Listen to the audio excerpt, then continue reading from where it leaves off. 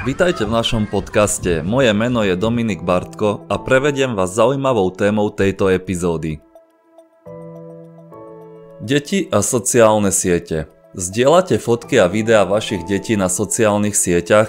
Viete, čo tým riskujete a aké sú dopady? Zdieľanie fotiek a videí vašich detí na sociálnych sieťach nastoluje otázku zodpovednosti rodičov za ochranu súkromného života dieťaťa. Je možné, že v danom momente sa rodičia dopúšťajú porušenia práv dieťaťa na ochranu jeho súkromného života. Čo tým teda rodičia riskujú a aké návyky by sme si mali pri takomto konaní osvojiť? Francúzska inštitúcia zameraná na sledovanie rodičovstva a digitálneho vzdelávania zverejnila, že až 53% rodičov vo Francúzsku už zdieľalo fotku svojho dieťaťa na sociálnej sieti. Vo všeobecnosti by sme jednoznačne odporúčali nezdieľať fotky a videá vašich detí na sociálnych sieťach, o to viac, ak sú vaše profily verejné. Ak sa však rozhodnete napriek tomu toto urobiť, je vhodné rešpektovať niektoré pravidlá. Pozrime sa najskôr na to, čo všetko zverejnením takéhoto obsahu riskujete. Videá a fotky zverejnené na sociálnych sieťach môžu byť cieľom zneužitia zlomyselnými osobami. Množstvo ľudí zverejňuje fotky svojich obnažených detí, ktoré sa práve hrajú v bazéne. Takéto fotky môžu byť zneužité na tvorbu falošného profilu alebo tiež zneužité na účely detskej pornografie. Tieto osoby sa môžu dostať k takýmto fotografiám aj bez toho, aby ste ich mali v kontaktoch, ak je váš profil nastavený ako verejný alebo túto fotku prezdieľa váš priateľ. Zverejňovanie fotiek môže odhaľovať aj ďalšie informácie o vašom dieťati.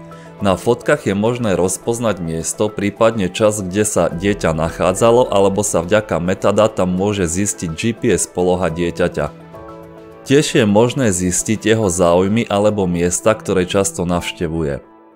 Vytvorenie digitálnej identity môže vášmu dieťaťu spôsobiť dlhodobú újmu, nakoľko v dospelosti už nemusí byť schopné tieto údaje zo sieti vymazať, čo môže viesť k zásahu do jeho reputácie a vážnosti v škole a budúcom profesijnom živote.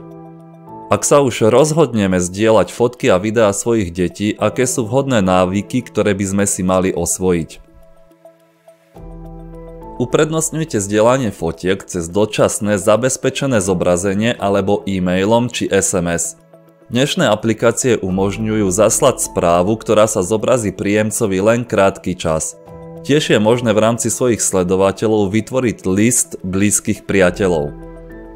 Neváhajte požadovať po iných, aby nezverejňovali fotky a videá vášho dieťaťa. Požiadajte vaše dieťa o súhlas so zverejnením fotografie, prípadne sa spýtajte rodičov, ktorých dieťa je na fotke, či súhlasia so zverejnením tejto fotografie. Dôrazne dbajte na to, čo zverejňujete. Nezverejňujte intimné fotky a videá napríklad z kúpeľne. Tiež je vhodné chrániť tvar dieťaťa a prekryť ho napríklad emotikonom. Zabezpečte si vaše kontá a obmedzte osoby, ktoré môžu vidieť obsah vášho profilu. Popis pre jednotlivé siete nájdete pod videom. Pravidelne triedte a vymazávajte vami zverejnené videá a vašich priateľov. Na záver pamätajte, že vaše deti majú právo na rešpektovanie svojho súkromného života.